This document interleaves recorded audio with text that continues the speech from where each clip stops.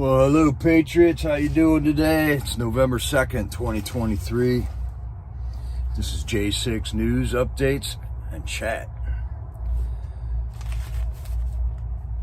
And we don't got a whole lot to cover today. It was kind of a mellow night at Freedom Corner last night. There was a lot going on, but... Alright, what do we got here? Here we go, before Deadpie gets on me. Not a whole lot going on there at Freedom Corner last night. Well, we got some weird camera stuff going on here. All right. Hey, Deadpie. Oh, you got me.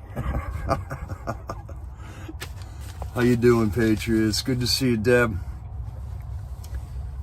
Hey, Priscilla. Trump is on? All right, let's make it quick then. Where is he speaking?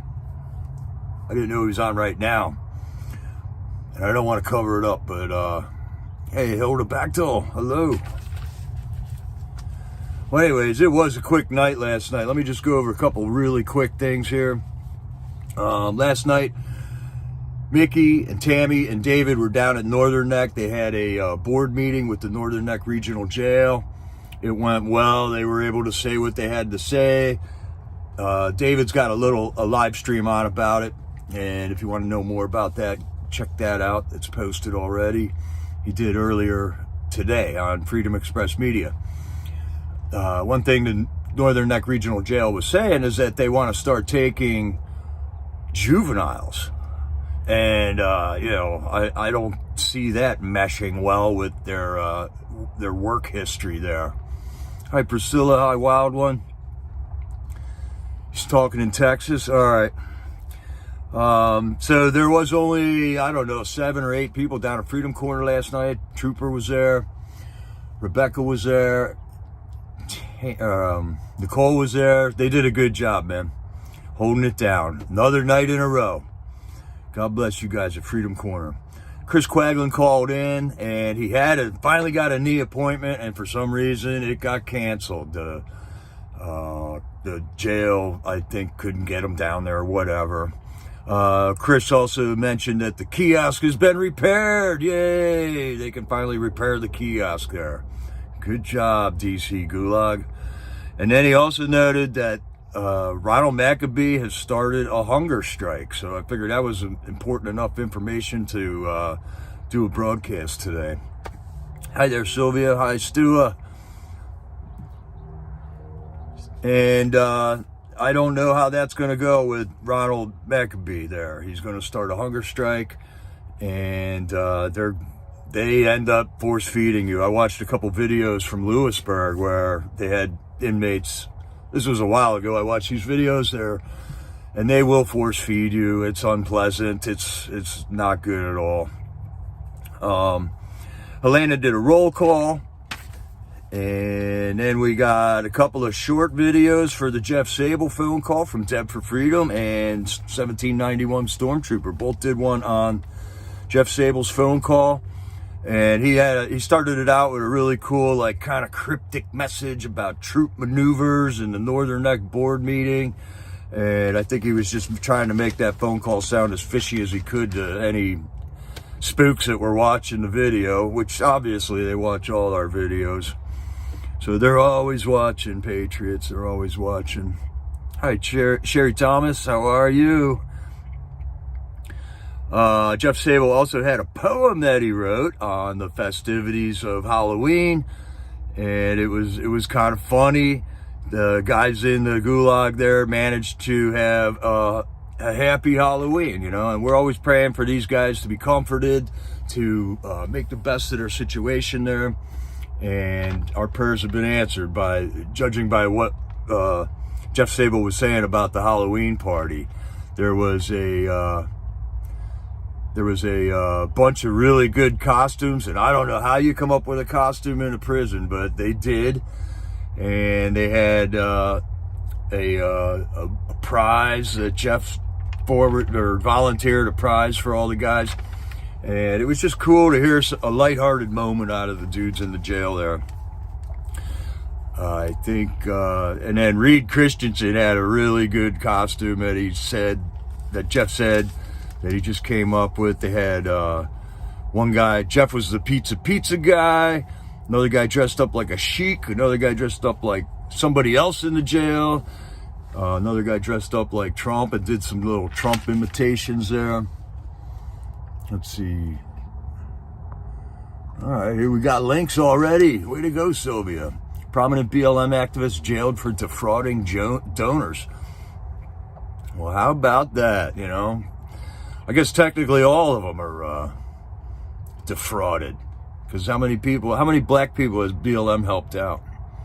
Other than taking their money, other than easing them of their money. It's just another ridiculous veil that is over the people's eyes that they just can't see. Nicole made us aware that Kash Patel testified at the Trump trial yesterday. I'm not sure who testified there today. I'm having a hard time getting good information on that. Okay, judge overturns results of Democrat primary over voter fraud in Connecticut. I think I did read about that. That was Gateway Pundit? No, that's on the Blaze. I read an article like that on Gateway Pundit also. Let's see what else we got.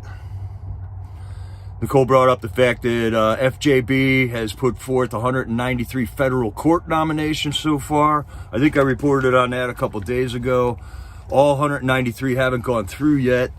I think about 146 of them have gone through so far. But there's our Republicans rubber stamping Joe Biden's or FJB's nominations for federal court positions.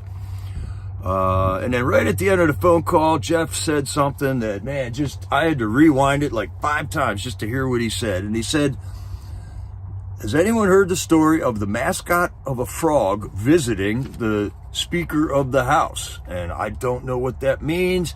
It was right at the end of the phone call. Greta was about to cut him off. So he goes, all right, but we'll talk about that one tomorrow. So I hope they remind him. I looked up stuff. I couldn't find anything about a mascot of a frog visiting the Speaker of the House, but I did find things about if a frog is found in your house, it's considered a sign of good fortune. So maybe this is something, I don't know if it has something to do with Alex Jones. I don't know. It just got my head spinning, and it was just a neat little mental exercise. We'll see what Jeff's got to say about that tonight at Freedom Corner. In some of the other news today, Rashida Tlaib has not been removed, and neither has George Santos.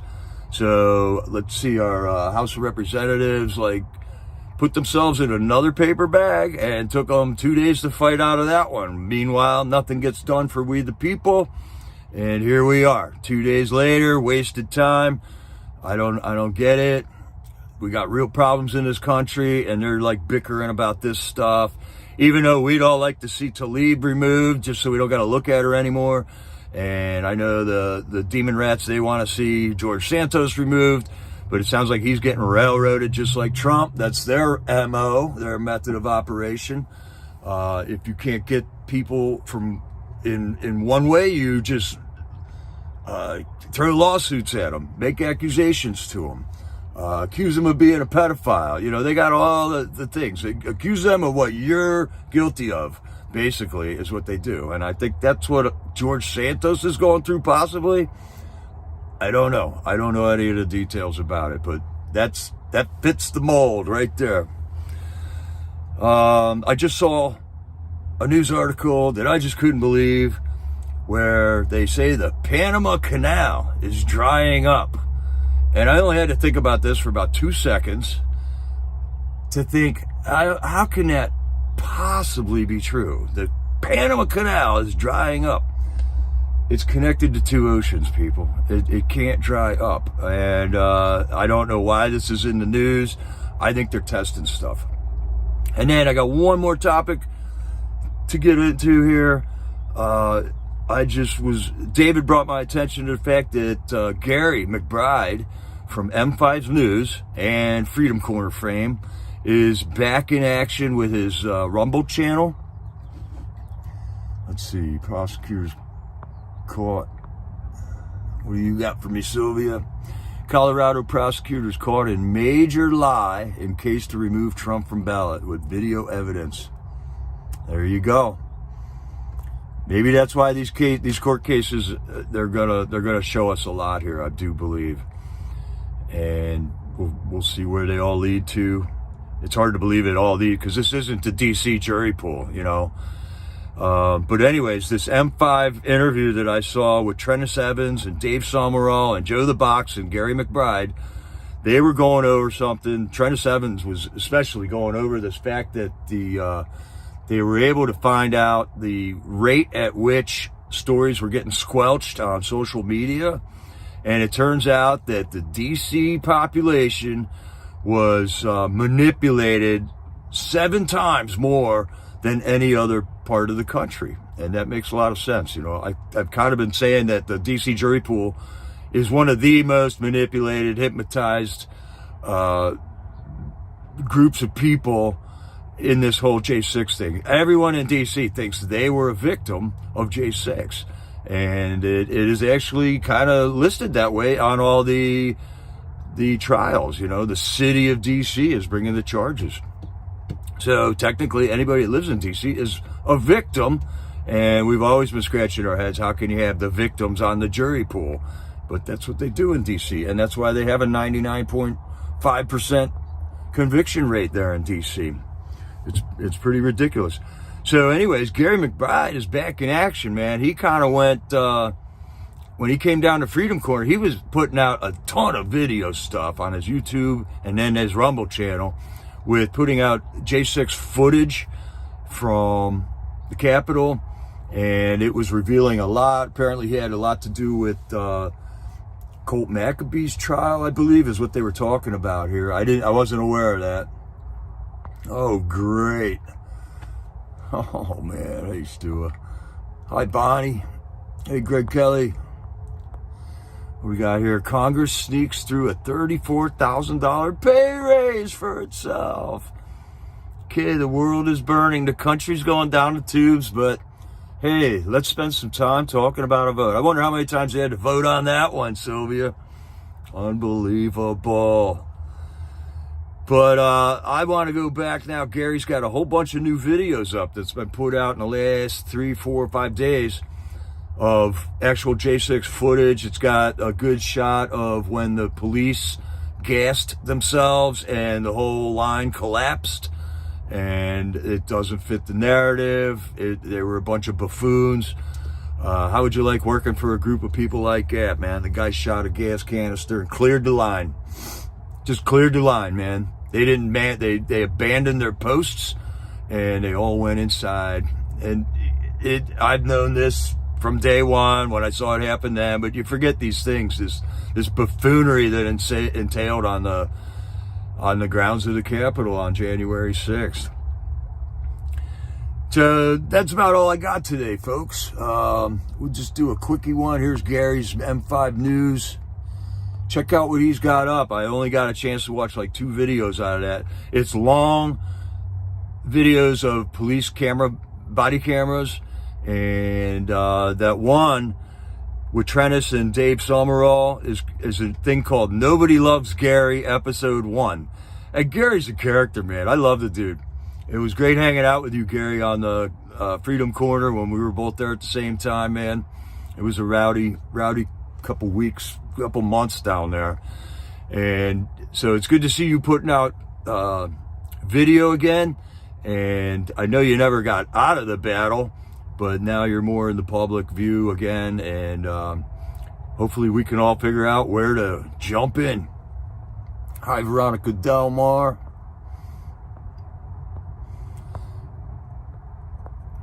So that's about all I got today. This might be a world record short video, but if Trump's on, man, I don't want to interrupt that.